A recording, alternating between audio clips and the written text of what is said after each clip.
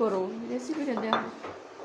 এবার আর বেশি কিছু নাই, এবার দিয়ে দিলে যেগুলো সেদ্ধ করতে টাইম বেশি লাগে সেগুলো দিয়ে দেবো, যেমন আলু। বিসমিল্লাহ। উতলাই লইতে হে তুমি কোন বাই করো, উতলাই লইতে হয় না হলে দিমু। এখন দিলি তাতে শিখে যাবে।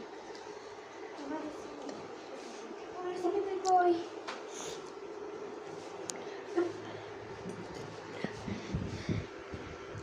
বয়স হয়েছে তো বেশি কাজকর্ম করতে পারে না, পরবর্তী ক্লান্ত হয়ে যায় কাজ করছে।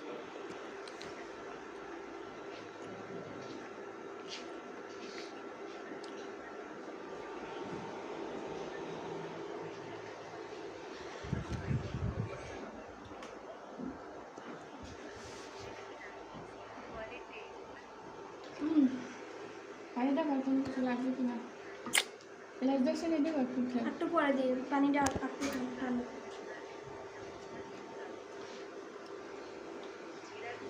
চিনি দাও না, চিনি একটু জিরার গুঁড়ো একটু চিনি জিরের গুঁড়িও লাগে।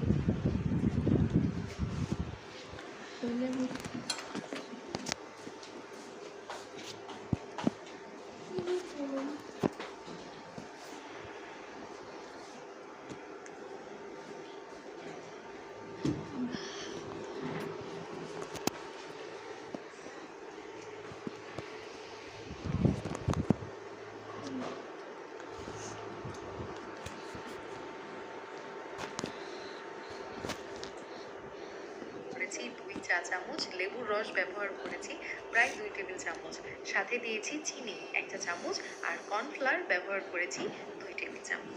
হাফ কাপ মতো পানি দিয়ে এই মিশ্রণটা খুব ভালো মতো মিক্স করে আমি সসটা সাইডে রেখে দিচ্ছি।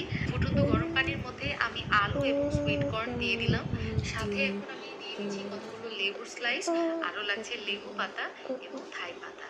এখন আমি সব সি ফুডগুলো একে একে দিয়ে দিচ্ছি, যেগুলো একটু আগে আমি ক্লিন করে রেখেছিলাম।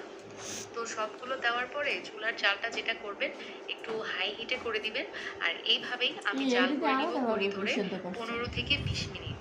এভাবে করলে সি ফুডের যে এক্সট্রা স্মেল থাকে সেটা চলে যায়। কাঁকড়াটা একটু সেদ্ধ করে নিলে ভালো হতো।